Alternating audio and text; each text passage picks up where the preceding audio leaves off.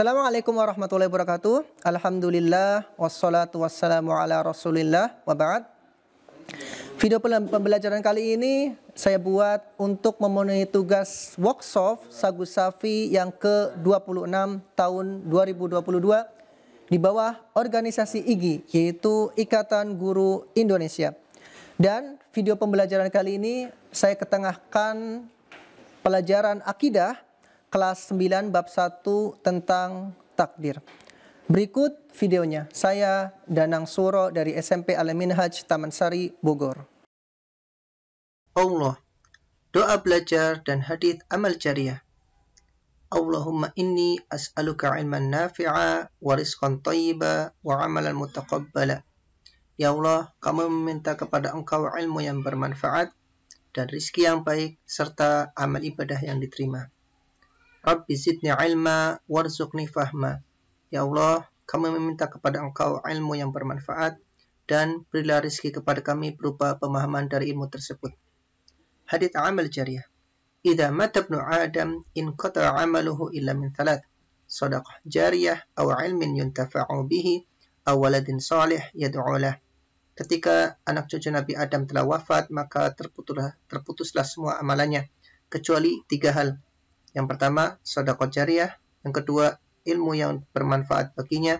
Yang ketiga, anak soleh yang senantiasa mendoakan kedua orang tuanya. Pembahasan subbab A, pengertian qada dan qadar. Mari kita pelajari bersama, tetap semangat. Qada dan qadar atau yang dikenal takdir secara istilah, iman kepada takdir adalah meyakini dengan sungguh-sungguh bahwa semua yang terjadi, yang baik maupun yang buruk, merupakan keputusan Allah. Subbab yang kedua B, kewajiban mengimani takdir. Takdir merupakan rukun iman yang ke-6, sebagaimana yang Rasulullah SAW sabdakan, tu'minu bil qadari khairihi wa syarrih. Hadis ini terdapat dalam Sahih Muslim. Dan kamu beriman kepada takdir, apakah yang baik ataupun yang buruk. Hadis ini adalah potongan hadis Jibril yang diriwayatkan oleh sahabat Umar bin Khattab. Masih subbab yang kedua, kewajiban mengimani takdir. Rasulullah SAW bersabda, "Walau anfaqta mithla Uhudin dhahaban fi sabilillah, ma qabilahu Allahu minka hatta tu'mina bil qadari." Hadis ini diriwayatkan oleh Imam Abu Dawud dan Ibnu Majah. Dan seandainya kamu menginfakkan hartamu emas seberat gunung di jalan Allah, maka Allah tidak menerimanya sampai kamu mengimani takdir. Sub pembahasan yang ketiga, C, tingkatan iman kepada takdir. Yang pertama, al-ilmu, mengetahui. Yang kedua, al-kitabah, penulisan. Yang ketiga, al-masyiah, kehendak.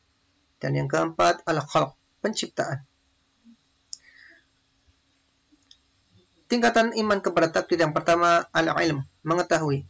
Sebagaimana yang Allah firmankan, Allahul ladzi khalaqas sab'a samawat wa minal ardi mithlahun. Yatanazzalul amru bainahunna lita'lamu anna Allaha ala kulli syai'in qadir. Surah At-Talaq ayat 12.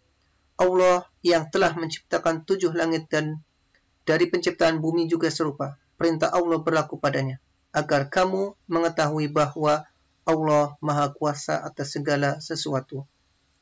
Tingkatan iman kepada takdir yang kedua, Alkitabah, penulisan. Allah Subhanahu wa taala berfirman, Rasulullah SAW bersabda di dalam hadis riwayat Muslim, "Kataballahu maqadiral khalaiq qabla an yakhluqa as-samawati wal ard bi 50,000 sanah." Allah telah mencatat takdir setiap makhluk sebelum 50.000 tahun sebelum penciptaan langit dan bumi. Hadis ini diriwayatkan oleh Imam Muslim dari sahabat Abdullah bin Amr bin As. Tingkatan iman kepada takdir yang ketiga adalah al-masyiah, kehendak. Allah Subhanahu wa taala berfirman dalam surah At-Takwir ayat 29, "Wa ma tasha'una illa ayyasha Allahu rabbul alamin." Dan kamu tidak dapat menghendaki menempuh jalan itu kecuali apabila dikehendaki oleh Allah, Tuhan seluruh alam. Tingkatan iman kepada takdir yang keempat adalah al-khalq, penciptaan. Allah Subhanahu wa taala berfirman dalam surah Az-Zumar ayat 62, "Allahu khaliqu kulli syai' wa huwa ala kulli syai'in wakil." Allah adalah pencipta segala sesuatu dan Dia Maha Pemelihara atas segala sesuatu. Sub pembahasan yang keempat, memahami takdir dengan benar. Yang pertama, bahwasanya manusia juga punya kehendak, sebagaimana di dalam surah An-Naba ayat 39. Yang kedua, takwa semampu kita, sebagaimana dalam surah At-Taghabun ayat 16. Dan yang ketiga, tidak boleh kita berbuat maksiat dengan alasan takdir. Memahami takdir dengan benar, yang pertama, bahwasanya manusia juga punya kehendak. Allah Subhanahu wa taala berfirman dalam surah An-Naba ayat 39, "Faman syaa'a attakhadha ila rabbih ma'aba." Maka barang siapa menghendaki, niscaya dia menempuh jalan kembali kepada Tuhannya. Yang kedua, memahami takdir dengan benar, yaitu takwa semampu kita. Allah Subhanahu wa taala berfirman dalam surah At-Taghabun ayat 16, "Fattaqullaha mastata'tum wasma'u wa ati'u." Maka bertakwalah kamu kepada Allah menurut kesanggupanmu dan dengarkanlah serta taatlah. D. Memahami takdir dengan benar. Yang ketiga, tidak boleh berbuat maksiat dengan alasan takdir. Rasulullah SAW bersabda, "Ma minkum min ahadin illa waqad kutiba maq'adahu minan nar wa maq'adahu minal jannah." Qalu, "Ya Rasulullah, afala nattakilu ala kitabina wa nadawul amal?" Qal, "I'malu fa kullun muyassarun lima khuliqalah." Hadis ini diriwayatkan oleh Al-Imam Bukhari. Tidaklah bagi seorang itu kecuali sudah ditetapkan tempatnya di neraka ataupun di surga. Kemudian para sahabat pun menanggapi, "Wahai Rasulullah, kenapa kita tidak pasrah saja terhadap kitab atau takdir kita dan meninggalkan amal kita?" Kemudian beliau pun menjawab, "Beramallah, maka setiap kalian pasti dimudahkan sesuai dengan apa yang ditetapkan." Sub pembahasan yang kelima, manfaat beriman kepada takdir. Yang pertama, menambah semangat dalam beramal. Yang pertama, menambah semangat dalam beramal. Sebagaimana yang Allah Subhanahu wa taala firmankan, "Innallaha la yughayyiru ma biqaumin hatta yughayyiru ma bi anfusihim." Sesungguhnya Allah tidak merubah keadaan suatu kaum sehingga mereka merubah keadaan yang ada pada diri mereka sendiri. Al-Quran dalam surah Ar-Ra'd ayat 11. Yang kedua, terhindar dari sikap sombong. Karena tahu diri, manusia tidak mampu mengetahui masa depan. Maka disinilah sebenarnya lemah dan membutuhkan Allah Subhanahu wa taala. Yang ketiga, manfaat beriman kepada takdir yaitu menghilangkan berbagai penyakit sosial. Maka seseorang tidak akan iri dan dengki karena memang semua adalah atas takdir Allah. Manfaat beriman kepada takdir yang keempat adalah menumbuhkan keberanian. Seseorang tidak takut mati karena memang semua atas takdir Allah. Maka ketika seseorang tidak takut mati, dia pun akan berani. Kemudian yang kelima, mengokohkan berbagai macam iman. Seseorang akan tetap berikhtiar dan tawakal. Begitu juga dia gemar berderma untuk menempuh takdirnya.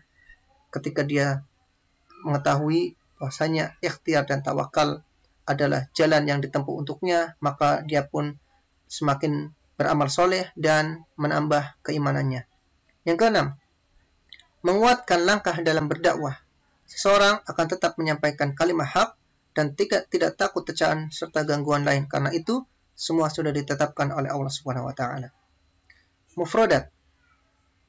Ada beberapa mufradat untuk memudahkan kita dalam belajar dan menghafal baik itu ayat Al-Quran ataupun hadis. Di antaranya yughayyiru, mengubah, muyassarun, dimudahkan, yasha, berkehendak, alf, 1000, qabila, menerima, syar, buruk. Demikian pelajaran kita, namun marilah kita berdoa kepada Subhanahu wa taala agar senantiasa menambahkan ilmu kepada kita semua. Dengan salah satu di antara doanya, zadanallahu ilman wa hirsan. Semoga Allah Subhanahu wa taala senantiasa menambahkan kita ilmu dan semangat. Terima kasih. Jika ada pertanyaan silakan hubungi nomor berikut, dan ini emailnya, dan saya Danang Suro. Dan semoga yang kita pelajari hari ini bukan hanya untuk dipahami saja, namun juga hendaknya untuk diamalkan. Mari kita kunjungi website kami di koruba.com, mantaba.com, kitab MyEid, hadiah MyEid, Zurni MyEid. Dan terima kasih sekali untuk Slides Carnival, juga Unsplash.